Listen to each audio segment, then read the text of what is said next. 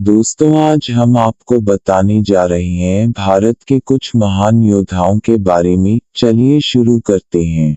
सम्राट पृथ्वीराज चौहान 1098 में मोहम्मद गौरी ने पृथ्वीराज राज चौहान को 16 युद्ध के बाद परास्त किया और अजमेर व दिल्ली पर उसके गुलाम वंश के शासक जैसे कुतुबुद्दीन, इल्तुमिश व बलबन दिल्ली से आगे न बढ़ सके। उन्हें हिंदू राजाओं के प्रतिरोध का सामना करना पड़ा। पश्चिमी द्वार खुला रहा, जहां से बाद में खिलजी, लोधी, तुगलक आदि आए। खिलजी भारत के उत्तरी भाग से होते हुए बिहार, बंगाल पहुंच गए। कूच बिहार व बंगाल में मुसलमानों का राज्य हो गया, पर बिहार व अवध प्रदेश मुसलमानों से अब भी दूर थे। शेष भारत में केवल गुजरात ही मुसलमानों के अधिकार में था, अन्य भाग स्वतंत्र थे। राणा सांगा 1526 में राणा सांगा ने इब्राहिम लोधी के विरुद्ध बाबर को बुलाया। बाबर ने लोधियों की सत्ता तो उखाड़ दी, पर वह भारत की संपन्नता देख यही रुक गया और राणा सांगा को उसने युद्ध में हरा दिया। चित्तौड़ तब भी स्वतंत्र रहा, पर अब दिल्ली मुगलों के अधिकार में थी।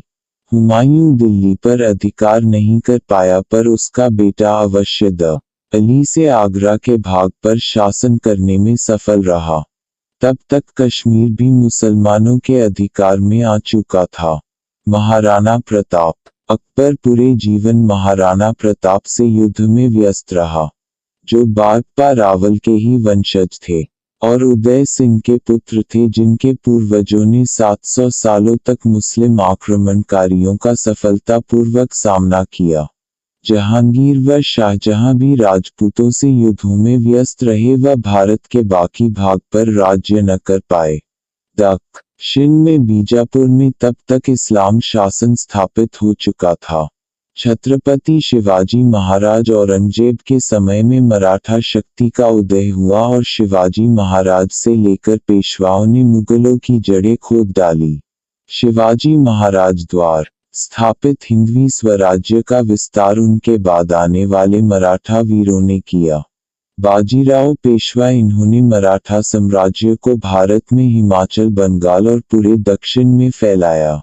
दिल्ली में उन्होंने आक्रमण से पहले गौरी शंकर भगवान से मन्नत मांगी थी कि यदि वे सफल रहे तो चांदनी चौक में वे भव्य मंदिर बनाएंगे, जहां कभी पीपल के पेड़ के नीचे 5 शिवलिंग रखे थे। बाजीराव ने दिल्ली पर अधिकार किया और गौरी शंकर मंदिर का निर्माण किया, जिसका प्रमाण मंदिर के बाहर उनके नाम का लगा हुआ शिलालेख है। बाजीराव पेशवा ने एक शक्तिशाली हिंदू राष्ट्र की स्थापना की, जो 1830 तक अंग्रेजों के आने तक स्थापित रहा। अंग्रेजों और मुगलों की मिलीभगत, मुगल सुल्तान मराठाओं को चौथवा कर देते रहे थे और केवल लाल किले तक सीमित रह गए थे, और वे तब तक शक्तिहीन रहे जब तक अंग्रेज भारत में नहीं आ गए। 1760 के बाद भारत में मुस्लिम जनसंख्या में जबरदस्त गिरावट हुई, जो 1800 तक मात्र 7% तक पहुंच गई थी।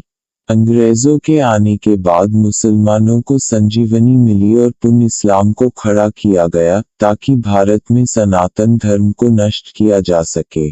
इसलिए अंग्रेजों ने 50 साल से अधिक समय से पहले ही मुसलमानों के सहारे भारत विभाजन का षड्यंत्र रच लिया था। मुसलमानों के हिंदू विरोधी रवैये व उनके धार्मिक जुनून को अंग्रेजों ने सही से प्रयोग किया, तो यह झूठा इतिहास क्यों पढ़ाया गया?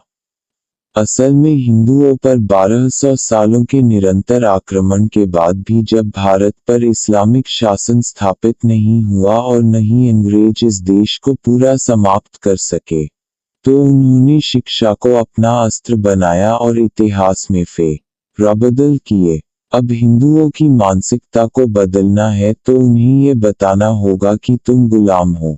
लगातार जब यही भाव हिंदुओं में होगा तो वे स्वयं को कमजोर और अत्याचारी को शक्तिशाली समझेंगे। इसी चाल के अंतर्गत ही हमारा जातीय नाम आर्य के स्थान पर हिंदू रख दिया गया, जिसका अर्थ होता है काफिर, काला, चोर, नीच आदि, ताकि हम आत्महीनता के शिकार हो, अपने गौरव, धर्म, इतिहास और राष्ट्रीयता से विमुख हो, दासत्व मनोवृत्ति से पीड़ित हो सकें।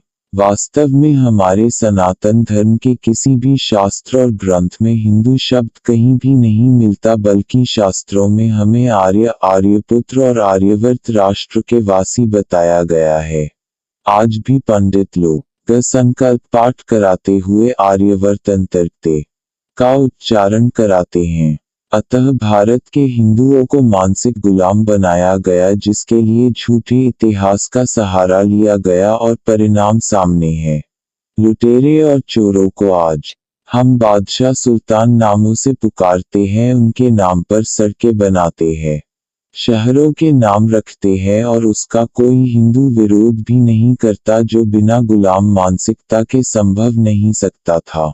इसलिए उन्होंने नई रणनीति अपनाई। इतिहास बदलो, मन बदलो और गुलाम बनाओ। यही आज तक होता आया है।